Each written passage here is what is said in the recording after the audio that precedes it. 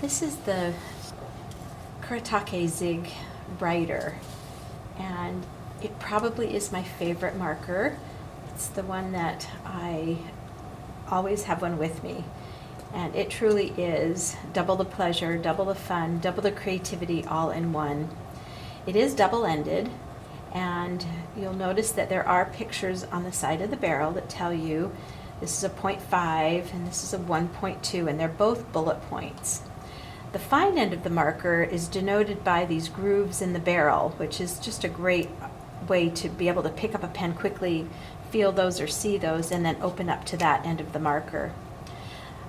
Something that we haven't talked about is the caps are ventilated so that they do not provide a choking hazard. But that makes it so that you want to make sure that your caps are snapped on tight at the end. Because it is a double-ended marker, it's best to store them horizontally so that you have access to both sides of the barrel.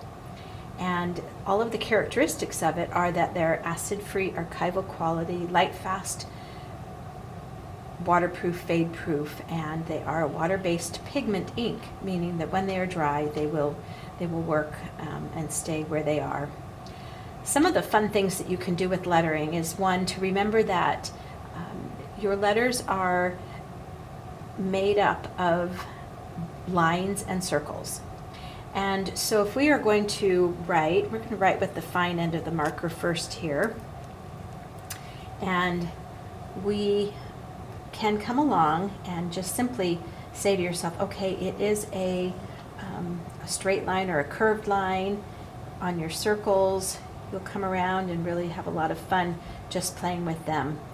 Now, lettering, this is sans serif at the moment, but adding a serif onto the end of it, a perfect serif to make with the writer, is you'll flip over to the large end of the writer, and then you're going to just simply take it and push and pull at the beginning and ending of every letter. And it just makes a perfect dot lettering. So what simpler way can you have than just a fun dot on the other end? The other great part about these markers is that they retain their shape, and they will not get any of those little feelers off the end of them. They really have a lot of fun that way with them. When you're lettering, if you try and write in this perfectly straight line and you don't have lines, then you either end up going uphill or downhill. So one of my tricks is that these are the ZIG memory system, and so hey, why don't we just zigzag our letters? So you do your first letter, and then you come about a half step down, come up, down, and then it makes it a lot of fun. So again, we can do a different type of letter ending with this. We can come back and just do a straight line on the ends of the letters. So there's so many different types of lettering styles that you can do, and letter endings and doodles. They are just the best marker for that. The other thing that you can do is to tilt your letters back and forth. So here we've taken it, we've tilted it back and forth so that, again, they're going to look creative rather than crooked as you do them. So you can just write with them. Here we're writing with the large end and going back and forth. Now if I wanted to add dots onto the end of this, if I just push it, it's not going to show up. So you actually have to draw the dots on the end. But again, it's a nice bullet point, so you can get those letters and the letter endings done so nicely. Again, you can flip to, maybe if we just want to do straight lines, or we can flip over to the skinny end and do a couple of different lines. So, and you can match your lettering to what you're writing. We could do hearts. If it were around Valentine's Day, we can put hearts on the ends of our letters. We could do little asterisks that look like snowflakes. So there's a lot of different letter endings that you can do and be able to have a lot of fun. Then the other thing that they're wonderful for is, again, borders. You can just do a simple squiggly line coming along, and it just provides a great framing for what you're doing. You could also come back and just do stitch lines. So lots of fun options that you can do with this writer. Again, double the pleasure, double the fun, double the creativity all in one. The writer comes in 12 different colors and is a great marker that way.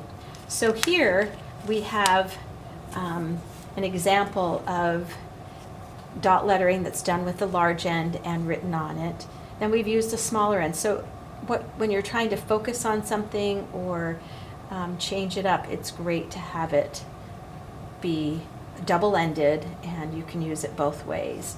And again, a little pocket to be able to put a little treat in for a birthday card. So making your own cards and then copying them off is a great way to do a project and have it be fun for that.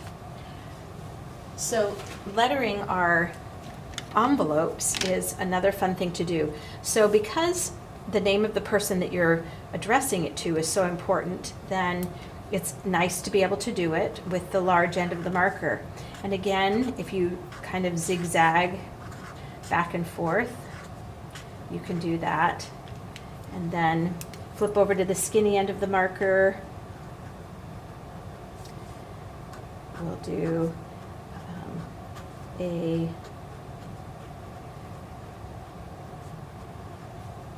anywhere place. But as we do that, and then we could come back and do some fun things that way as far as doodles that we can do.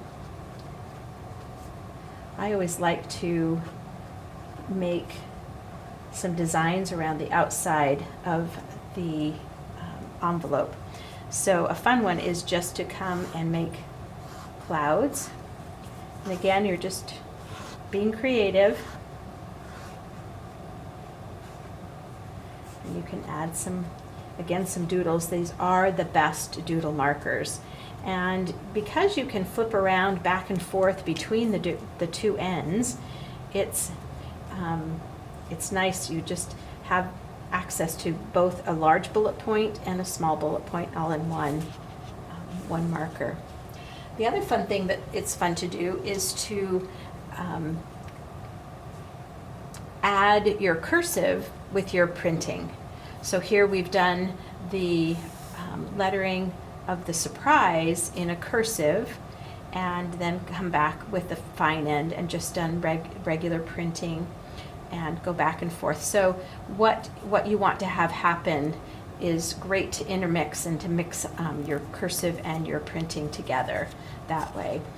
So here we've got some examples of some printing that you can do, and your cursive that you can do. This one is obviously cursive, and again, you can do it with the fine end, or you can just come along and practice with the large end of the marker also.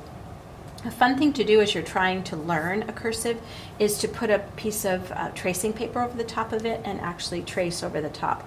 And it just gives you the feel for what you're doing, and kind of gives you that memory, your muscle memory and such like that. So those are fun. Another fun thing to do with your markers is to create little signs for if you're doing a party and you want to mark these are all different types of cookies. Don't they look delicious? So again, as you look at it, I would hope that your eye would be trained, that you could then realize if you see something that you would like to copy or to do, that you go, oh, this is a thick line, it's a mono line, but so it must have been done with the large end of the writer. And then this is a fine thickness of a marker or thickness of a line, so it was done with the fine end of the writer. And again, even when you're doing your cursive and such like that, it's nice to be able to go up and down, and then that way, again, it's going to look creative rather than crooked. So you can have fun with it that way. Then another thing that's fun to do is, again, writing with the the large end of the writer. Here we've got a sign about gifts and cards for a wedding reception or a birthday celebration. And so we're going to take and do our lettering and just have it be fun. You can do it up and down, add some printing, and then continue on.